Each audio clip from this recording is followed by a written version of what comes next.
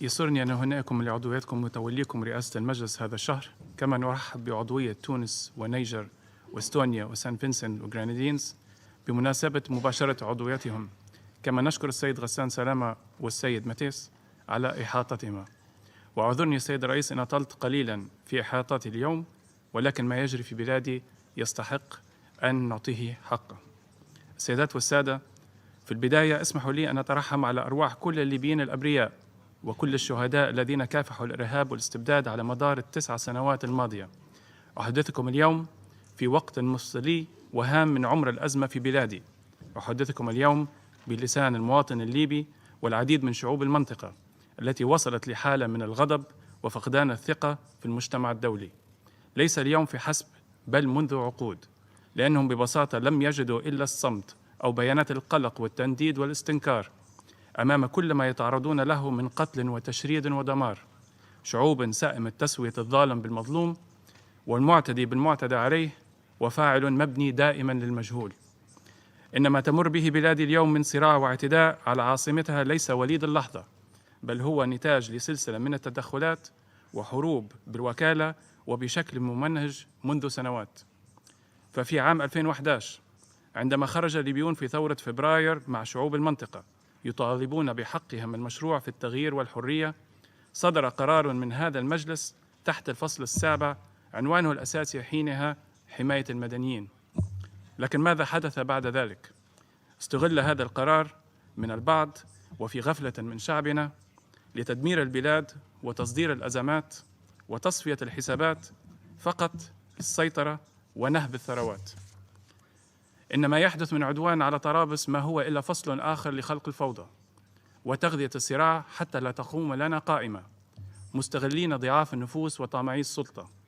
لذا فإن صمود طرابلس اليوم ليس لليبيا وحدها، بل هو رمز لصمود شعوب المنطقة ضد الثورات المضادة، صمود الطامحين للدولة المدنية أمام القوى التي تريد أن تضع الناس بين خيارين، إما الاستبداد وإما الدمار. إن من يساهم في تفاقم أزمتنا اليوم هي دول تخشى من استقلال سلطة قرارنا، فهم يعلمون أن ليبيا بمواردها وموقعها قادرة على لعب دور محوري سياسياً واقتصادياً وأمنياً، لذلك لا يريدون لها أن تستقر وتزدهر. فهذه الدول تبني وتعمر بلادها بينما تهدم وتقتل أولادنا. السيد الرئيس، إن على هذا المجلس مسؤولية أخلاقية أمام الليبيين لما وصلت إليه الأوضاع بعد 9 سنوات من الصراع، مسؤولية أخلاقية أمام الضحايا المدنيين الأبرياء، أطفال وشباب ونساء أيا كانوا ومع من كانوا. 6 مبعوثون دوليون خلال 9 سنوات والحال كما هو، والآن تمر 10 أشهر من الاعتداءات وهذا المجلس عاجزاً عن إيقافها. لذا وبعد 75 عاماً من عمر هذه المنظمة نعتقد أن حان الوقت لإدخال إصلاحات حقيقية لمنظومة عمل مجلس الأمن كما تقترح المجموعة الأفريقية حسب اتفاق إزوليني وإعلان سرت. السيدات والسادة، صدر منذ أيام تقرير الأمين العام بخصوص ليبيا الذي كشف حجم الانتهاكات والجرائم التي ارتكبت من قبل حفتر وداعميه. هذا العدوان الذي أعلن فيه ما أسماه الجهاد على طرابلس، وذلك أثناء زيارة الأمين العام في سابقة لم نسمع بها من قبل، وكانت تفصلنا أيام عن الملتقى الوطني الجامع في غدامس، هذا الملتقى الذي صدر من مجلسكم بيانات الدعم والترحيب لعقده. إن العدوان الحالي تم الإعداد له منذ سنوات، ما أبعد المعتدي عن جميع الحلول السياسية، فقدمت له دولا السلاح الثقيل والمدرعات والطائرات، هذا بالإضافة إلى ما تم توثيقه من استجلاب المرتزقة من شاديين وسودانيين وفاغنر وغيرهم. وقد ذكر تقرير الأمين العام على سبيل المثال في الفقرة 22 أن حفتر والقوات التابعة له نفذت أكثر من 1000 غارة جوية، بينها 60 غارة بطائرات مقاتلة أجنبية. وفي 4 ديسمبر قصفت هذه الطائرات الكلية العسكرية في طرابلس، مما أسفر عن مقتل 32 طالب. نعم، قتل 32 شاب في مقتبل العمر، طلاب عسكريون نظاميون يمثلون كل أنحاء ليبيا. فأي جيش هذا الذي يدعي الوطنية ويستهدف أبناء مؤسسة عسكرية؟ أم كانوا إرهابيين؟ يضاف هؤلاء الشباب إلى آلاف المدنيين والنازحين من أطفال ونساء وشيوخ يقتلون تحت الأنقاض. أنس ومالك وسند وزكريا 4 أطفال قتلوا أول أمس وهم في طريقهم للمدرسة في منطقة الهضبة.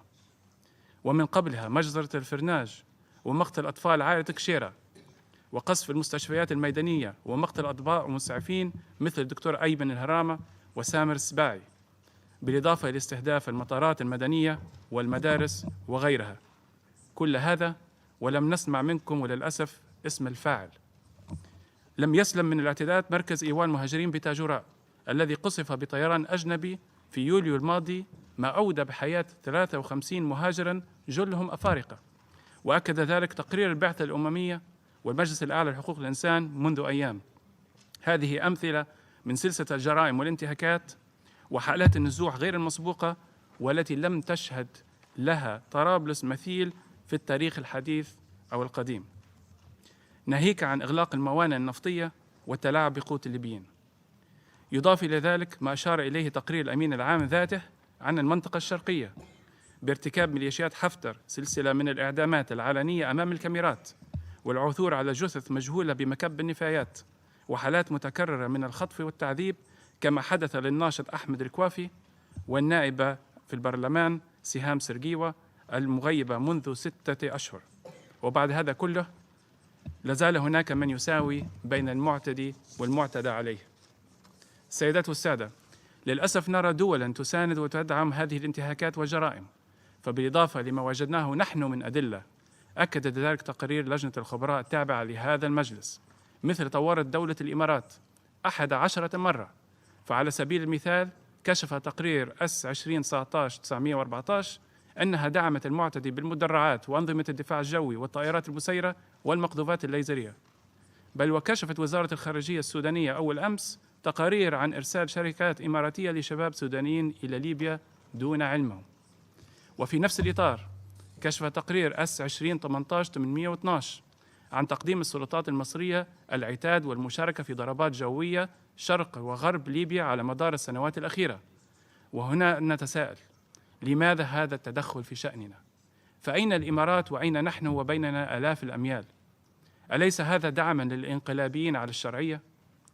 وإذ نتفهم حرص مصر على أمنها القومي، ولكن لا نفهم كيف للشقيقة الكبرى للأمة العربية أن تورط نفسها وتدعم من يقتل أبناء شعبه ويسعى للفوضى يهدد الاستقرار في الداخل وفي المنطقة، في سابقة لم تحدث من قبل بين الدولتين الجارتين. وهنا أيضاً أستغرب من حديث ممثلة فرنسا التي تحدثت على خروقات هذه الأيام للحظر وتناست تسمية أسماء الدول التي تدعم العدوان وقامت بذات نفس الخرق. وللأسف اسم دولتها ذكرت في تقارير لجنة العقوبات عندما كشفنا صواريخ جافلن في غريان تابع لقوات حفتر. وكان رد الحكومة الفرنسية حينها إن هذه الصواريخ ترجع لدعم قوات عسكرية خاصة فرنسية في 2014. فهل أخذتم موافقة هذا المجلس وسلطات بالخصوص؟ نقول للدول الداعمة للاعتداء إن رهانكم كان خاسراً، فانحازوا للسلم وساهموا في حقن الدماء حتى لا يذكركم الليبيون بأنكم ساهمتم في سفكها. فرغم حرصنا الشديد على السلام إلا أننا لن نفرط في الثوابت الوطنية ولن نقبل بسلام منقوص يجعلنا عرضة للتهديد المستمر. إن جيشنا الوطني وأبطال عملية بركان الغضب على أتم الاستعداد وفي كامل الجاهزية، وبفضل بسالتهم وتضحياتهم حطموا حلم المعتدي على أسوار طرابلس. فنحن نمارس حقنا المشروع وبكل الوسائل في الدفاع عن شعبنا ومدننا ومبادئنا. السيد الرئيس، نحن نقدر ونحترم جهود لجنة العقوبات في رصد ومتابعة كل الانتهاكات، ولكن أصبحنا نتساءل عن جدواها وفعاليتها. فإن الكشف عن تورط دول بعينها في الخروقات يضعنا أمام أمرين: إما أن تكون الاتهامات الموجهة لها باطلة لذا عليها أن تدافع عن نفسها، وإما أن تكون مذنبة وإذن يجب محاسبتها.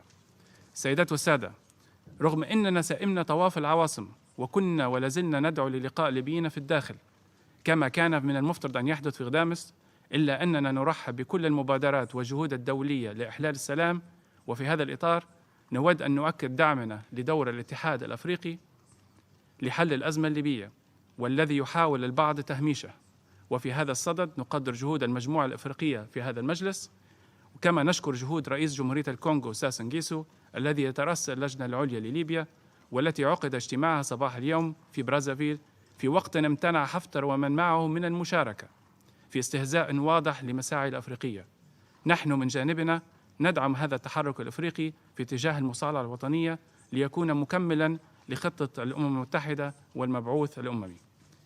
نرحب أيضاً بمبادرة روسيا الاتحادية وتركيا لإعداد اتفاقية وقف إطلاق النار رغم رفض الطرف الآخر التوقيع عليها في موسكو، ونتمنى من روسيا الاستمرار في مساعيها لإنجاح هذه المبادرة.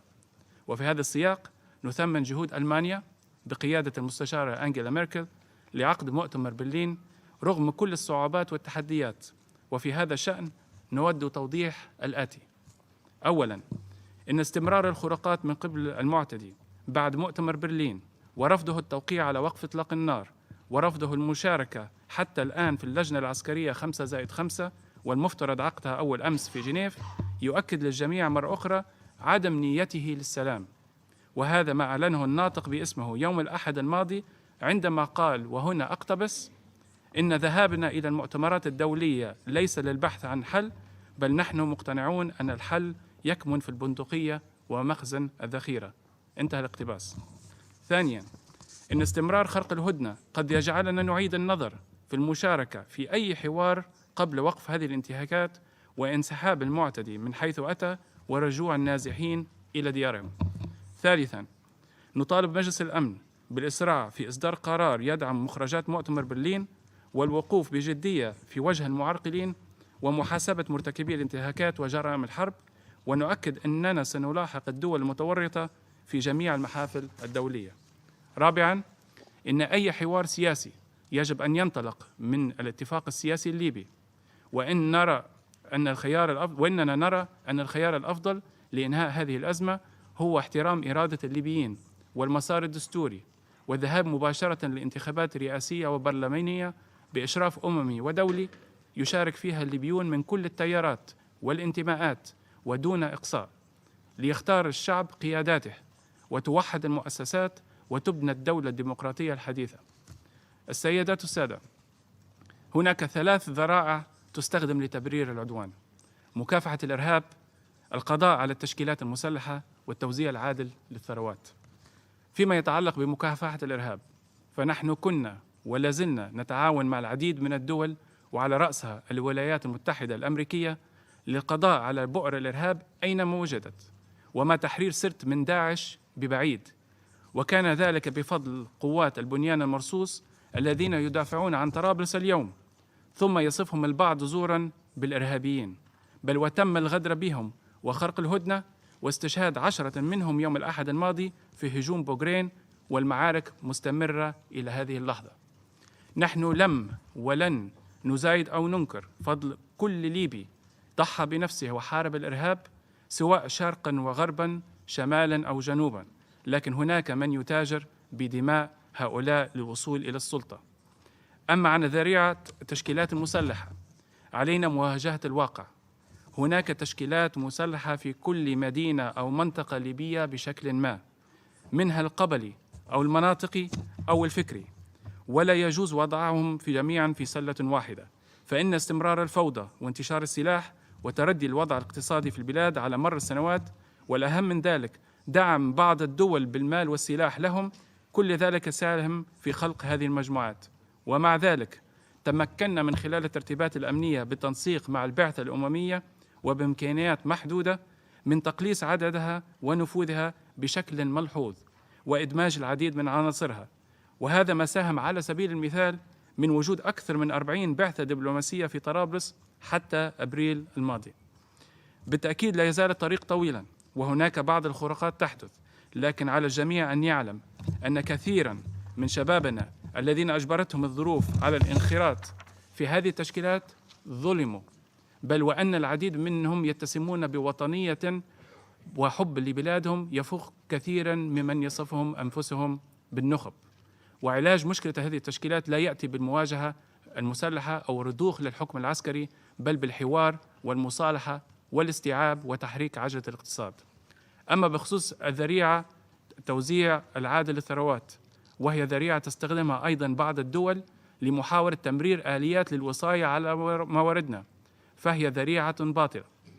فأكثر من 60% من موارد الدولة هي رواتب، وقرابة 20% هي دعم يوزع على كل الليبيين، والمتبقي يكاد لا يكفي لأي نفقات تسييرية أو مشاريع تنموية.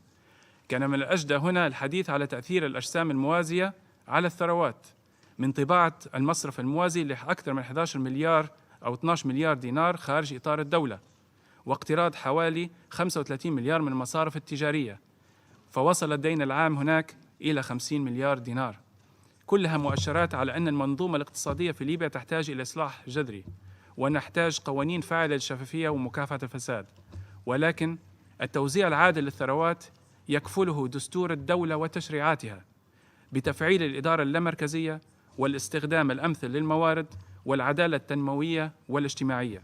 وبالحديث عن الدستور الذي أعدته لجنة منتخبة من الشعب وتتجاوزه كل المبادرات السياسية، للأسف لم يرى النور، وحرم الليبيون من حقهم في الاستفتاء عليه لقبوله أو رفضه وتعديله، وذلك من قبل نفس الفئة ومن يدعمهم الذين يريدون الاستحواذ على السلطة بالقوة.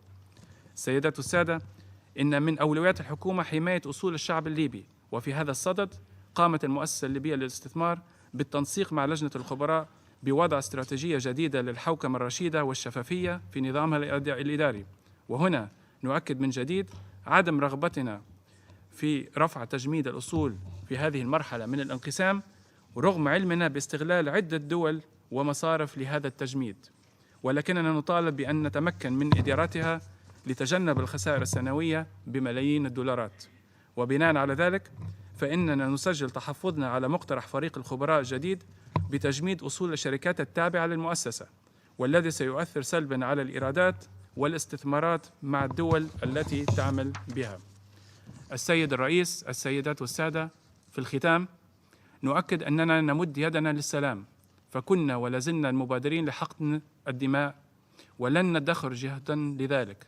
فقبل العدوان كنا أقرب ما يكون للمصالحة مع الجميع، سواء مع أنصار النظام السابق أو مصالحات بين المدن والقبائل، ورأينا عودة الكثير من المهجرين والنازحين لبيوتهم واستردادهم لممتلكاتهم. فالمعركة اليوم ليست بين الشرق والغرب كما يحاول البعض تسويقها، هي حرب يقودها فرد من أجل سلطة، وقودها أبناؤنا. إن المعارك التي تنتظر شبابنا يجب أن تكون معارك البناء والتعمير، ولا معارك الهدم والتدمير. ليعلم الجميع أن الليبيين سيتصالحون، ولن ينجح أحد في زرع الفتنة بيننا، ودولة القانون كفيلة بمحاسبة المذنبين، ولن تنجح بعض الدول في تقسيمنا. فمهما اتفقنا أو اختلفنا مع الأنظمة التي حكمت ليبيا، فقد وحدت الملكية بلادنا، والنظام السابق لم يقسمها، لذلك لن نسمح اليوم بتغيير ذلك. ليبيا ستتذكر من وقف معها في محنتها، ومن ساهم في قتل أولادها وإشعال أزمتها.